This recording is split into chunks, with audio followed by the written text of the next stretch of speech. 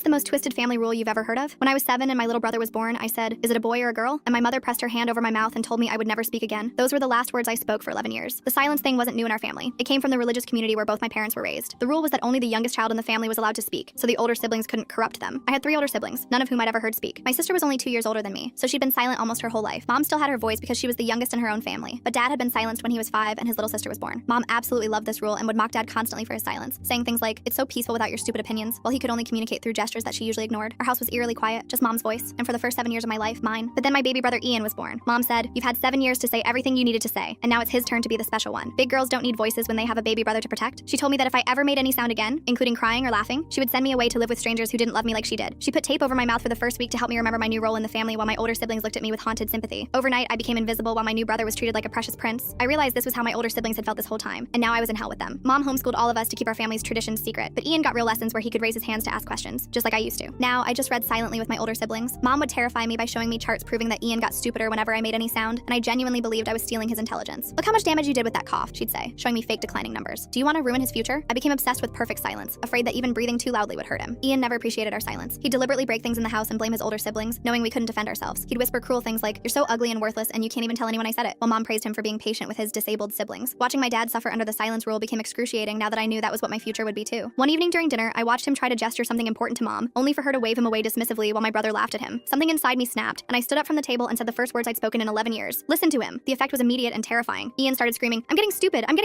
while clutching his head dramatically. Mom's careful mask slipped completely as she turned on me with pure rage and yelled, "You're killing him!" She locked me in what they called the silence room, a soundproof basement chamber where I was supposed to reflect on what I'd done. I'd seen my sister sent there once because she screamed when she broke her arm. My brother faked a seizure the next day, claiming that my voice had poisoned his brain, and the whole extended family mobilized to restore order. They produced fake medical records, forced my older siblings to sign statements against me, and threatened to have me declared legally incompetent. I actually started doubting my own sanity when my oldest brother, who'd been silent for 23 years, whispered, "Just be quiet and it all goes away." But then someone ended it all, my father. He came down to the basement one night when my mother was beating the sound out of me, while I bit my lips shut to keep from crying out, and he shouted, "Enough!" His voice was rusty and cracked, but it shattered Mom's control completely. He revealed that he'd been secretly recording everything for years as insurance, documenting our family's ritual abuse in case he ever found the courage to act. Mom had a complete breakdown and she and Ian sobbed, clutching each other. Dad's evidence was overwhelming enough for authorities to intervene, and 2 of my siblings and I escaped together. But the damage was deep. One of sisters chose to stay silent because she was too psychologically broken to handle the idea of speaking again. She still never said a word and lives in a nursing home now at 22 years old. I'm not in contact with my parents, but last I heard my dad has gone back to silence too and retreated under my mother's rule. I'm now 21 and living independently, but my voice still cracks and fails me during important conversations because 11 years of forced silence left permanent damage to my vocal cords and confidence. Sometimes I wake up convinced that I've lost my voice again, and I have to whisper my name in the darkness to prove to myself that I'm still here and I can still speak.